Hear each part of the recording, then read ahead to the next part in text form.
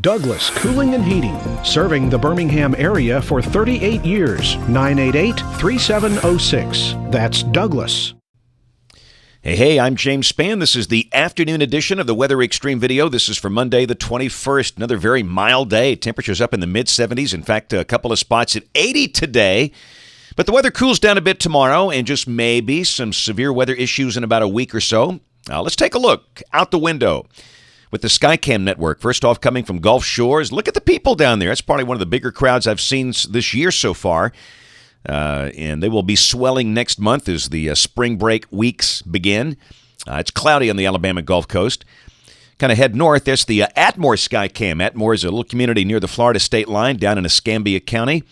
It's partly sunny there. And from Cullman, that's the Cullman Skycam looking back off to the east, and you can see a few broken clouds and pretty decent amount of sunshine getting through those clouds. Check the water vapor satellite shot, and you can see that we have a pretty good shortwave up north, and of course that's producing a whopper of a snowstorm up there. But that will not be a concern to us down here. We'll just kind of catch the trailing front. There's a look at the surface analysis, and that front at midday is running down through Little Rock and Dallas-Fort Worth. And it's pretty cold behind that front. And again, big snows are falling up around Minneapolis, St. Paul, and Milwaukee, and Detroit, Cleveland, places like that. But hey, no snow here. Montgomery, Alabama, 80 degrees at 2 o'clock. Goodness gracious.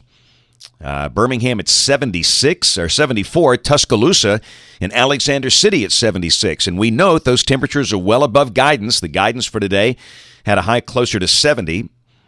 The only spot below 70 is Haleyville up in North Alabama. They've got 68.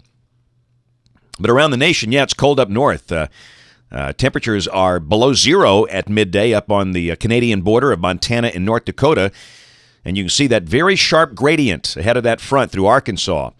And that will be bringing some cooler air tomorrow. Nothing dramatically cool, but it'll knock it off about 10 to 12 degrees. In terms of the convective outlook, we showed you this morning. This is day 4, which is Thursday. There's a large risk area from New Dallas-Fort Worth up to Nashville and Louisville, kind of clipping northwest Alabama. We are fairly, underwhelmed with any severe weather possibility here on Friday, or really Thursday night or Friday morning. As the better dynamics stay north, there's no instability, so we don't think that'll be an issue. But in about a week, we might have the first severe weather episode of the new season here. The spring tornado season that kicks off next week. There's the QPF chart, expected rain for the next 5 days. Bigger numbers are up north, and again in Alabama, the amounts vary from about 1 inch on the Tennessee state line to the Gulf Coast, where barely enough to measure is expected. We need rain. Rainfall deficiencies are anywhere from 2 to 5 inches for the year, and this is just, mid-February here, so we need some wet weather to catch up. Just thought I'd quickly show you tonight in terms of this front coming in. This is at midnight tonight. You can see just a few showers on that front. Not much happening. This is coming off the RPM. And then at 3 a.m., maybe a sprinkle around here, but obviously this will not be a beneficial or a widespread rain. A lot of places will not have enough rain to measure.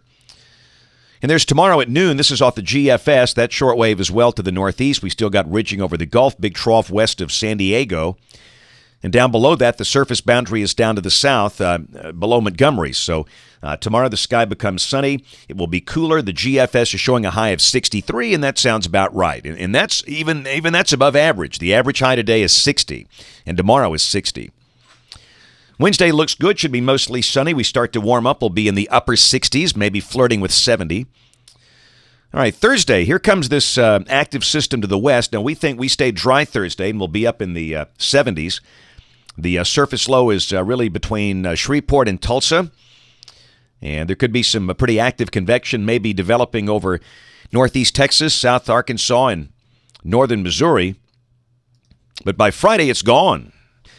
Surface low deepens pretty rapidly, but that thing really accelerates, slingshots out of there. It's really around Atlantic City with a trailing front. And this is suggesting the main chance of showers or storms would be Thursday night and early Friday morning, maybe midnight to 6, something like that. And again, really no surface-based instability. The better dynamics up north. We just don't expect a severe weather problem. And then Saturday, starting off the weekend, looks like a pretty good day. Really no cool air with that. The thickness values would support a high close to 70. So, again, it's going to be mild and beautiful, much like last weekend. All right, Sunday. Now, some changes going on here. All of a sudden, the GFS is a very strong shortwave north of us and another strong one in the southwest. Now, that northern shortwave has a surface low in association with that and a trailing front. And all of a sudden now, the GFS is depicting a band of showers coming through here on Sunday. And, again, we'll have to monitor that. There's a look at the European. This is valid at noon Sunday. Basically the same thing. So both the European and the GFS are kind of suggesting we might want to mention a chance of showers on Sunday with that lead front. Now let's go to Monday. Back to the GFS. Here comes that powerful shortwave over the southern plain states. And down below that, a surface low again around the Arklatex. The warm front kind of moving north during the day Monday. The one that came through Sunday is backing up and coming the other way. So during the day Monday, we could see some showers and maybe some severe weather by Tuesday. Here's a look at Tuesday, and it's gone. I mean, now all of a sudden the GFS is suggesting if we do see severe weather or a lot of rain with this, it would be Monday night. And by Tuesday, March 1st, it's out of here. We'll check the European. This is Monday at noon. Monday at 6 p.m.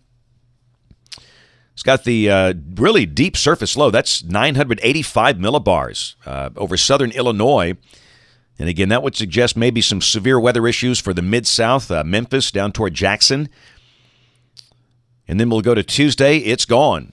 That's Tuesday morning at 6 o'clock. So again, look at the surface low up at 972 millibars. The thing really bombs out. So again, there's pretty decent evidence that we could see a round of strong, maybe severe storms Monday night of next week, ending early Tuesday morning.